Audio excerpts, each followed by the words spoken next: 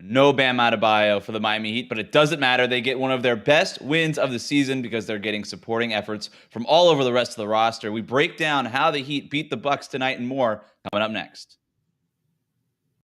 You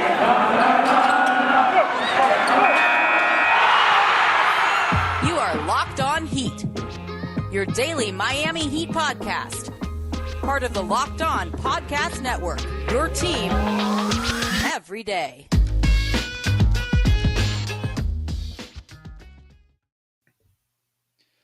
All right, welcome to a Wednesday night live edition of Locked On Heat, breaking down the Miami Heat's win over the Milwaukee Bucks. However you may be listening on YouTube or the recording on one of your favorite podcast feeds, thank you for making Locked On Heat your first listen every day. I'm Wes Goldberg here with David Ramil. David, let's just jump right into this game. The Miami Heat beat the Milwaukee Bucks 113-104. No Jimmy Butler, no Bam Adebayo, no Markieff Morris, still no Victor Oladipo. Injuries up and down this roster. But with a nice day of film, they come out, they look engaged, they look energized. They get 28 points from Caleb Martin. They get a big second half from Kyle Lowry and Max Strus. They're getting a great game from PJ Tucker on both ends of the court. My question to you, David, is simple. Is this the best win of the season for these Miami Heat? Hell yes. With everything that was at stake, with the fact that they were hosting the Milwaukee Bucks, that they were missing their two best players, and that they were able to bring this level of energy, something that you and I had been talking about recently that we just hadn't seen. They were so energized. They were sloppy at first, tightened things up, but they kept that energy consistent. They had a great game plan. They executed it down the stretch. Absolutely best game of the season. It goes back and forth for most of the game there, and the whole game sort of took the storyline of different pushes from different players on the Heat at different moments. And at first it was Caleb Martin with that tremendous first half, scoring most of his 28 points. He ends up, let's just read the line here, because that basically tells the whole story. 28 points on 9 for 12 shooting, 6 of 8 from three-point range. He gets to the line 4 times, makes all 4 of those free throws, has 8 rebounds. He has 3 assists. He has 2 blocks. It felt like, to me, he had like 5 or 6 blocks in that game because he was just all over the place defensively. Caleb Martin was awesome. PJ Tucker puts his fingerprints all over the game. Just incredible one-on-one defense, man-to-man defense on Giannis. Of course, he knows Giannis's tendencies, having won a championship with him last year. And you could just tell, I said this, he was blowing in Giannis's ear. That was the kind of defense he was playing. He was all over him. He was frustrating him. In a moment in the second half, Giannis just shoved him with his offhand. The ref didn't call it. I actually thought that was the moment where the game could have turned because of some questionable officiating, right? Giannis gets away with that, gets the dunk. He misses the free throw, then gets the offense, and then there's a sort of weird kind of jump ball call situation there. Milwaukee ends up back with the ball. They end up coming out of this 2-for-1 type of possession situation with just 3 points, which was fortunate for Miami. But then Max Strus just answers with back-to-back threes. The Heat are able to pull away. It's still a close game throughout that fourth quarter, but the Heat really did have control, I thought, for most of that fourth quarter. Second half of the fourth quarter, certainly. Yeah, they were just hanging on there, just doing just enough, getting some key points here and there from certain players. But defensively, that was really where there was their bread was buttered.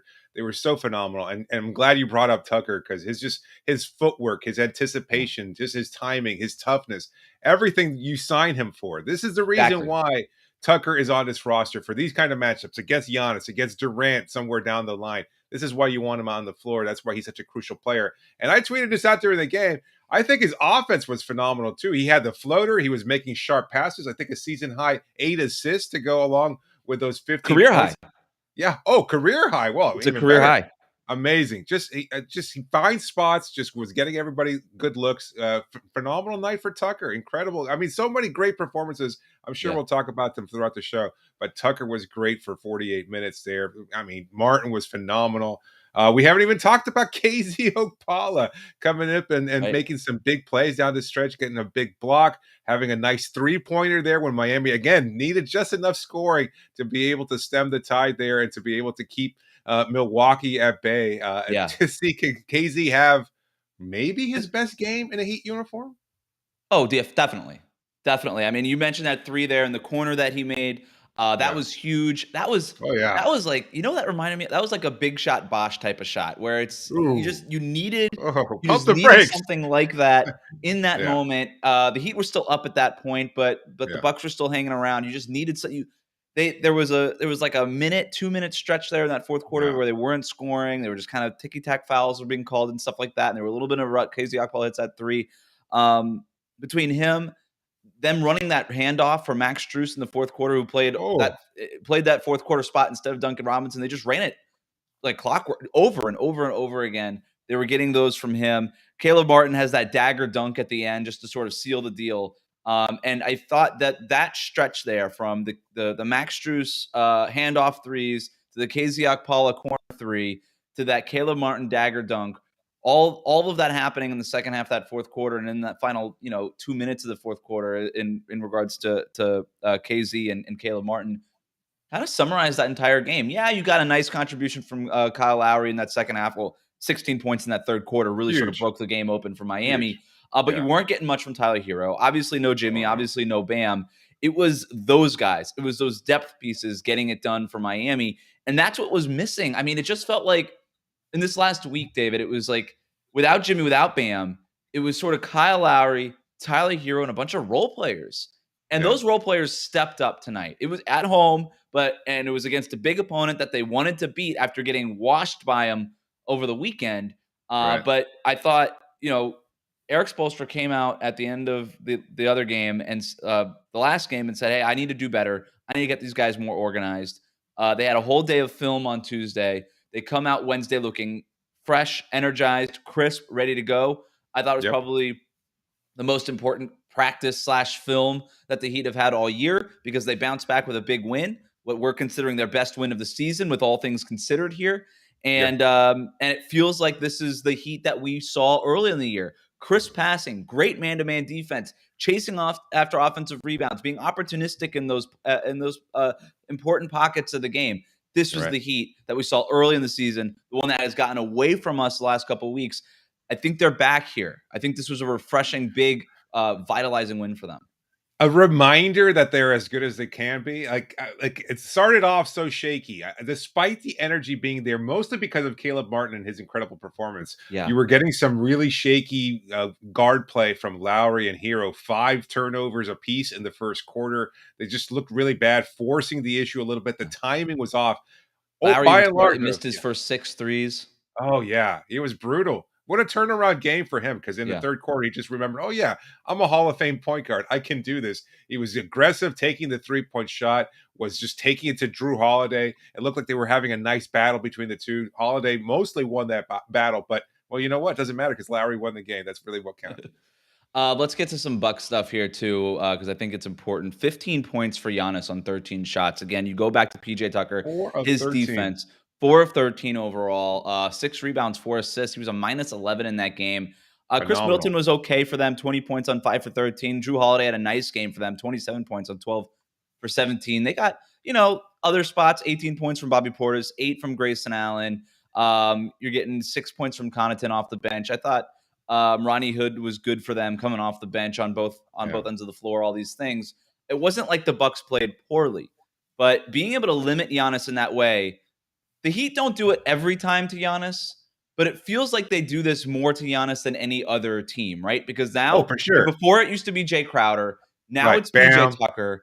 Bam being the guy who can defend them better than anybody else in the league. I mean, they've got the recipe. They've got the right players who are willing to take it to Giannis. Yeah, and I thought it was interesting that PJ Tucker was like, hey, I got this, man. And KZ Okpala early in the game would come over and try to help, and PJ Tucker would just scream at him. And eventually it took 3 or 4 times, but KZ eventually got the hint. And then he was like, all right, you know what? Maybe I'm not going to do that. I'll stay home. You know what? That's a good point. I'm going to do that. And then he did. And he stopped picking up those fouls. And then that was the reason why he was able to be in the game. But even then, it was like he made this in-game adjustment where he kind of was like picking up the timing. He kind of learning on the fly so that he could be opportunistic, getting a shot, poking a ball free, etc. Not just trying to draw contact, which we've seen from him. Always a step too slow. Not tonight. Tonight, he kind of figured it out. And, credit to PJ for being the first initial line of defense there, holding his own, just spotting him up, using that lower leg strength to leverage everything else that makes him such a great defender against taller guys like Antetokounmpo, like Durant. I mean, it's just a phenomenal performance from him. Are you ready to wax poetic about Caleb Martin? Oh, please. Are you ready? Absolutely. Well, first, tell the listeners about Shopify. Oh, yeah, Shopify. You probably hear this wonderful sound. That's right. That's the sound of money being made here because it's another sale on Shopify, the all-in-one commerce platform to start, run, and grow your business. In case you don't know, Shopify is a complete commerce platform that lets you start, grow, and manage a business. The subscription-based software allows anyone to set up an online store and sell their product. Shopify store owners can also sell in physical locations using Shopify POS, our point of sale app, and accompanying hardware. Shopify gives entrepreneurs the resources once available just for big businesses. So upstarts, startups, and established businesses alike can sell everywhere, synchronize online and in-person sales, and effortlessly stay informed. Scale your business is a journey of endless possibility, and Shopify helps make your entrepreneurial dreams come true.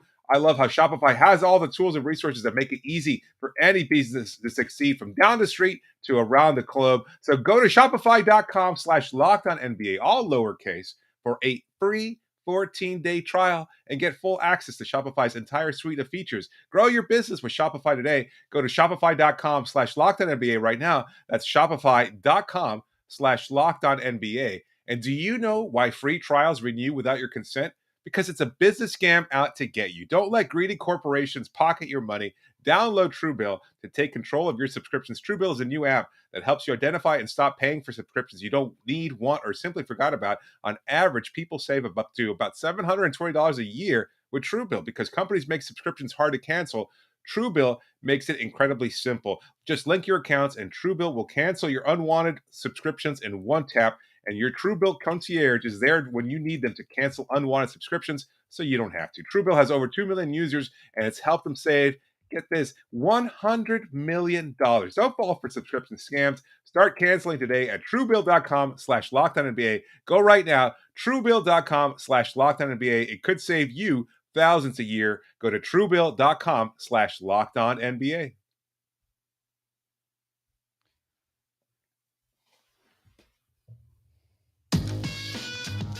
All right, back here with Locked On Heat. Thank you for making this your first listen every day. And thank you all to whoever's watching on our YouTube live right now. We have our live post-game reactions of the Miami Heat's win over the Milwaukee Bucks. And now it is time for some player grades, David. And I don't have my glasses or my bow tie on me right now, but maybe I dropped the ball. Caleb Martin did not, because this guy gets an A+++ for the game. 28 points. We already read the box score. His best game in a Heat uniform, probably the best game of his career, dating back to college, dating back to what this was. We could talk about the dunks. We could talk about the threes, all that stuff that he did, and it's all noteworthy. But what is standing out to me with Caleb Martin, David, is I was a little skeptical. I was a Caleb Martin skeptic earlier in the year because I love the energy. I love the athleticism. I loved all that stuff. But what I always said is, like, this guy just plays way too out of control. He does one good thing and he follows that up with two bad things, or a bad foul, a turnover, just kind of a boneheaded play, kind of going for a dunk when he shouldn't, wasting possessions in that way. That stuff has kind of been sponged out of his game now. And he seems a lot more in control. He's picking his spots. Those threes that he's taking are in rhythm and in the flow of the offense. They're leaving him open because early in the game, he was playing a lot with Duncan Robinson because he was getting the start in the place of Jimmy Butler tonight. And so all these guys were looking at Duncan. All these guys were looking at Kyle Lowry. Later in the first quarter, they're looking at Tyler Hero. Caleb Martin's getting these open shots. He's like, all right, I'm just going to keep firing away here. And he makes like 6 of his first 7 or whatever it was. He's doing the dunks. He's getting the offensive rebounds in key moments. There's a control to his game now. He is much better than a two-way contract player. He will get, at some point, a spot on the 15-man roster. That's a matter of when, not if at this point, David. But just, hey, it's another great find on the undrafted free agent pile, I guess, for the Miami Heat. Miami's latest successful reclamation project, right? Yeah. Another guy that was waived, chosen by the Charlotte Hornets. Could probably use that kind of length, defense, energy, etc., but just not getting the consistent playing time. Yeah, he wasn't getting the kind of playing time there. In Miami, they were able to take that energy, to harness it, and to continue to develop. And that's why I think we start to see improvements. Like early on in the season, making a great play every once in a while, as you said, a great dunk, a great deflected pass, something along those lines, but following that up with a common mistake. Those things happen, but he's kind of slowly, as you said, edged those out of his game. And just tonight had the full repertoire going. Not just that, but the attitude to back it up. He was cocky Caleb Martin out there, shushing Bobby Martin, blocking him, like just getting into it, mixing it up. He was ready to throw hands at a couple points. I thought it was going to get a lot chippier than it did. There is some real tension there. You kind of bring in this new blood, and all of a sudden things start to boil over. This is a great rivalry. I'm not sure if they're rivals necessarily. They've met twice in the playoffs. A third matchup. Oh, this is a rivalry. Is it officially? I mean, there's a lot These of teams don't like each other. These teams don't like each other, and I think the fact that PJ Tucker has now come over from one side to the other, that establishes it. Like that's the kind of thing that 2013. Yeah, that's the juice a good rivalry needs, right? Like two playoff meetings in a row in today's NBA with all the turnover is kind of enough. Like it doesn't need to be Heat Knicks in the 90s, right? Like there's so much turnover. 2 years in a row, it's like, oh, like these are well-worn battles at this point, but the PJ Tucker element is a whole other thing. Back to Caleb Martin, though. He's an elite athlete, correct? Yeah. Okay. The leaping ability, just the timing. I mean, we've seen him use that baseline move a couple of times. He juke, like Drew Holiday completely out of the way, use a stutter step there, got right past him and flushed it through.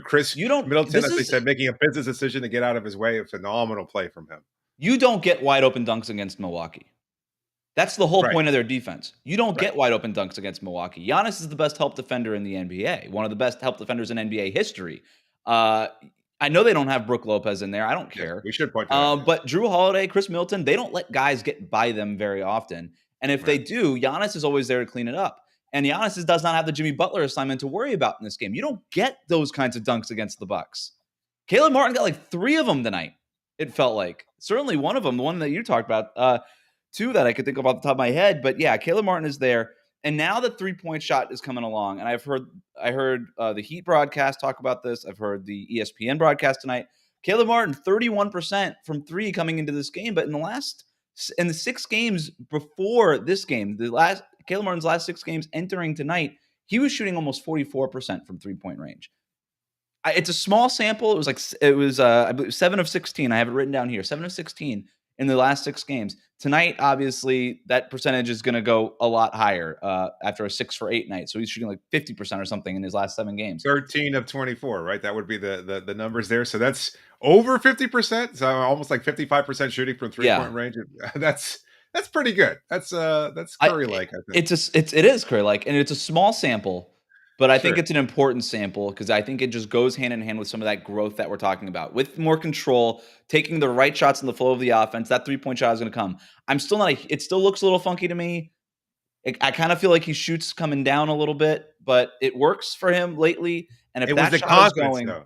It was the confidence. Like you could see it. Like when he knocks down that first one, it's like, okay, I got this. And then he starts getting the kind of vibe from the game. He starts playing, talking a little bit of smack, and then all of a sudden he's just like he wasn't hesitating, which is something we've seen from him in the past. He catches the ball on the shoulder in the corner there, and he kind of says, "Oh, should I take this 3-point shot?" No, he was taking. He was aggressive with that shot, and why not? He was confident. He was feeling it. And it was a career high. It was a phenomenal game from Martin. Like I can't believe that kind of energy that he brings. And look, when you're missing Jimmy Butler, you got to get it from somewhere. Martin certainly provides it. Yeah. I'm hopeful that when Jimmy comes back, whether it's in a week or less, who knows, if Martin is able to kind of sustain this, because right now you're not getting much of a performance from Duncan Robinson, but at least you're getting this incredible game from Caleb Martin. They need a guy like this. This is the guy. They needed a 2-way wing. Caleb Martin has the length. We talked about he's playing out of position when they put him in the 4 in small ball lineups. But when he's playing like this in Jimmy Butler's spot at the 3, he is very much in the right position. He's got the length and the athleticism that I think this team desperately needs. I think even when Oladipo comes back, who's that wing guy that they've been sort of waiting for, that 2-way wing guy that they've been waiting for, Caleb Martin has deserved these minutes. I still think that they're a body away on the perimeter. But if Caleb Martin can do this, it's not as big of a deal. A little bit more, one more insight and observation on Caleb Martin. Before games now, you can see the assistant coach that he works with, coaching him through, I believe, I don't want to get the name wrong. I forgot what assistant coach exactly it was. It's Anthony Carter, isn't it? Sometimes it's Anthony Carter, but it's not all the time. He works with a couple different coaches, but they're really working on that 3-point shot, specifically when he brings the ball down. That down and up that 3-point shooters, work on. They're working on it quite a bit. And I think you're seeing that release happen a little bit quicker. And that's why these shots maybe look a little bit more on the flow of offense. So there is a recognition on the Miami Heat support that, hey, this 3-point shot has to be going in for this guy to get on the floor and be contributing consistently. So a tip of the hat, credit to the Miami Heat's coaching staff for doing the work that needs to be done with Caleb Martin. All right. Anything else on Caleb Martin before we talk about some of the other players? I mean, we could call this the Caleb Martin episode. And I think a lot of people we probably should. That'll be the name on YouTube. It'll be Caleb Martin carries Miami to victory over Milwaukee. Caleb Martin and the Martinettes beat the Bucks 113 to 104. All right, let's talk about some of the other big performances from the game. But first, David, tell the listeners about our new sponsor, Stance. Yeah. Maybe you haven't heard about it, but they've been founded in 2009.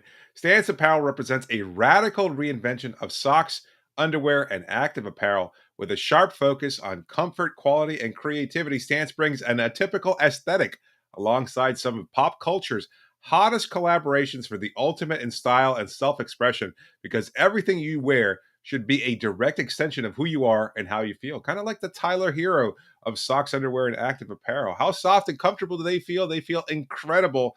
Everything that you could possibly want in an undergarment is what you get out of Stance. Stance believes that the perfect fit matters more than fitting in, that those who feel good do good. Go see for yourself. Register for an account at stance.com and get 15% off your first purchase.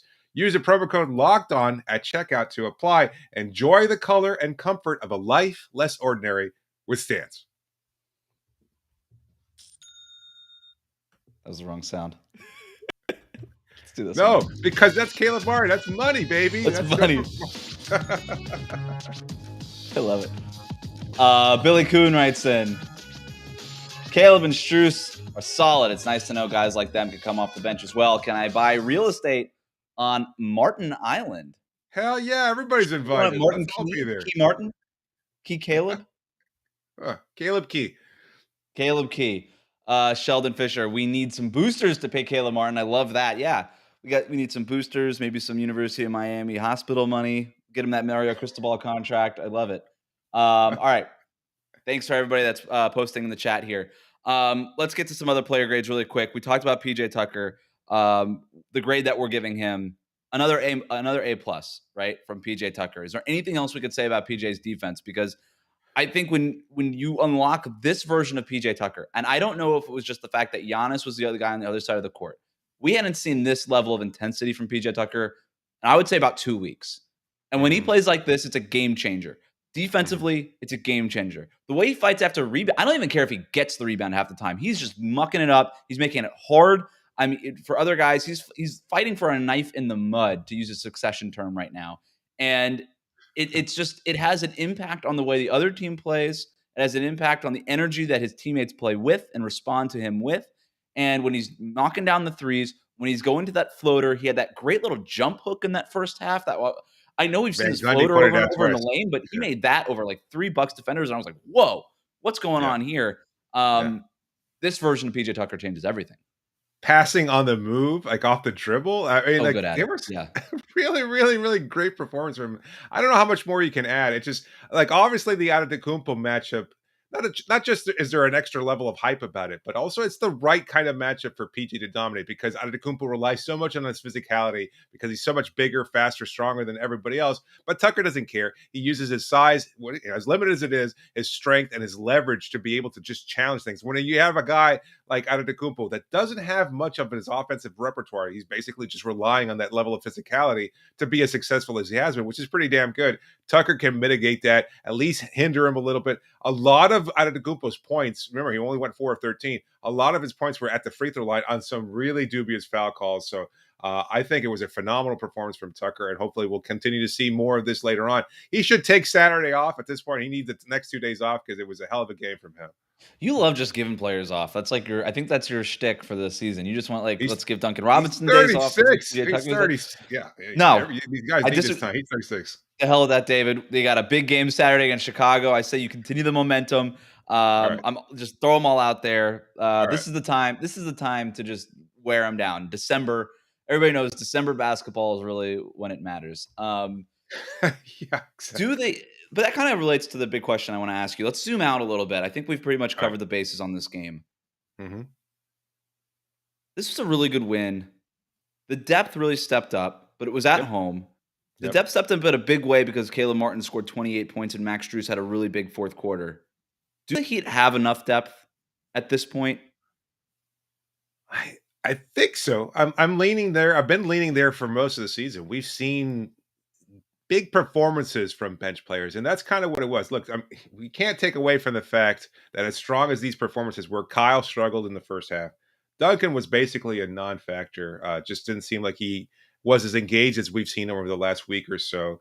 Strus was okay, actually kind of downright bad in the first half, particularly defensively, something you've been consistently pointing out, and that's why he didn't get that kind of playing time. But Spo, to his credit, made the right choice and plugged him in there in the fourth, and it paid off immensely. Tyler Hero struggled. I don't know. Yurt 7, he wasn't much of a factor. It's something that we were hoping that maybe he'd be able to go in there. We use his size, but just didn't have the timing. Couldn't figure out what to do out on the floor.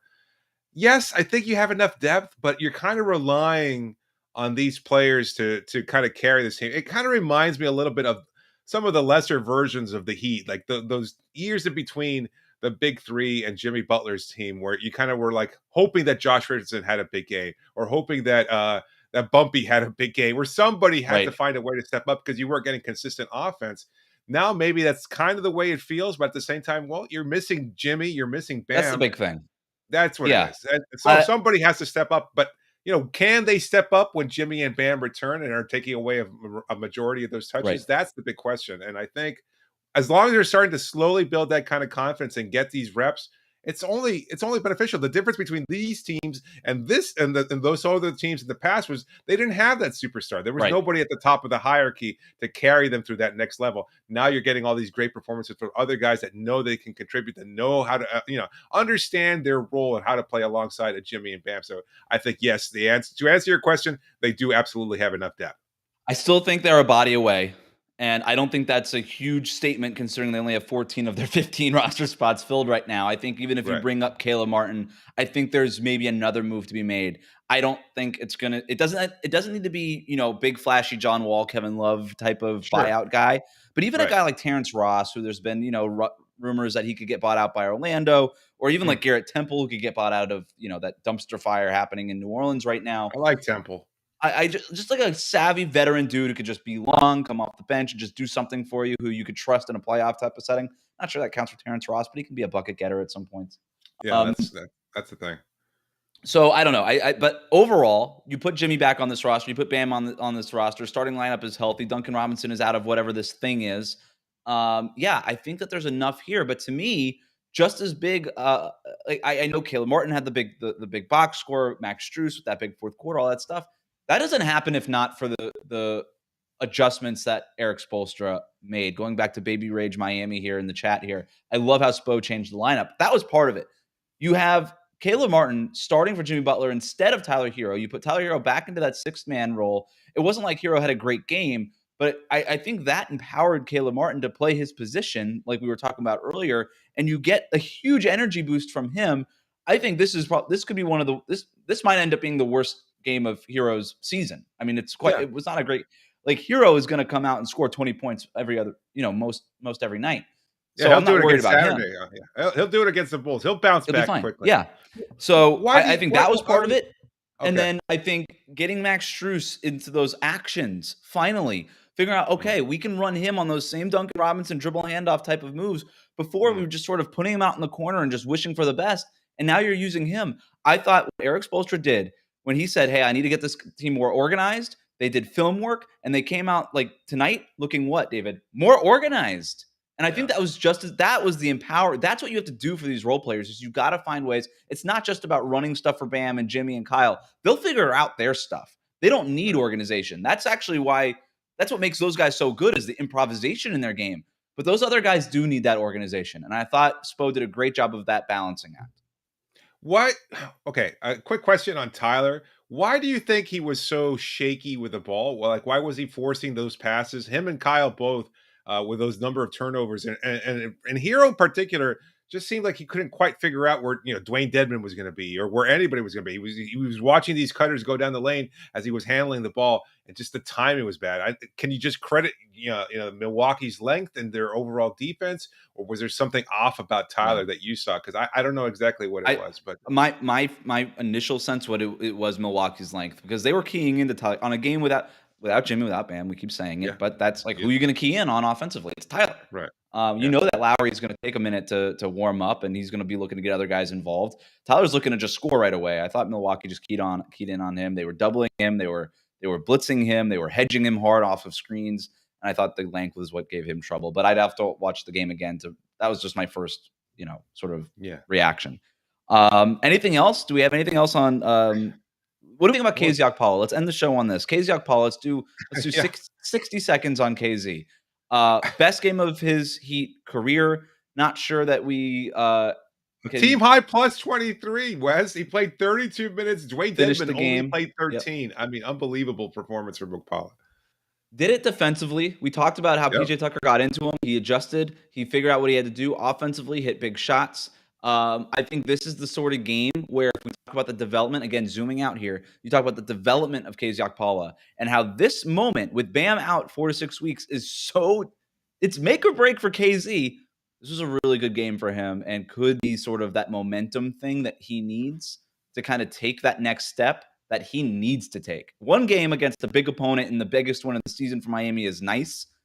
He's got to keep doing this.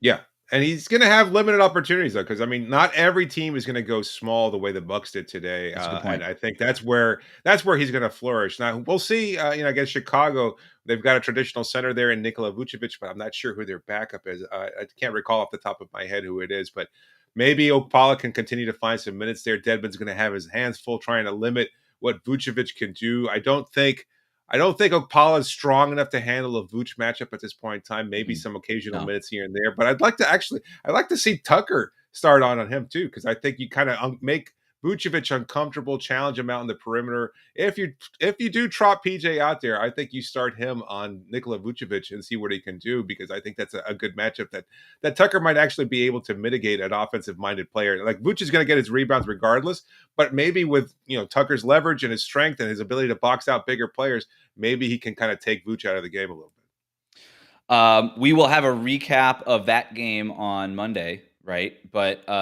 we will have a mailbag on Friday. We'll have another episode on something on Thursday. Maybe we'll just talk about Caleb Martin for another 30 minutes on Thursday. But start getting those questions in now for our mailbag on Friday. We're really looking forward to that. And thanks to everybody who participated in the chat and our live post-game show here. And that's going to do it for us on today's episode of Locked On Heat. Remember to subscribe to new episodes on YouTube or wherever it is that you listen to your podcast. Comment and leave a 5-star rating. Reach us on Twitter at Locked On Heat.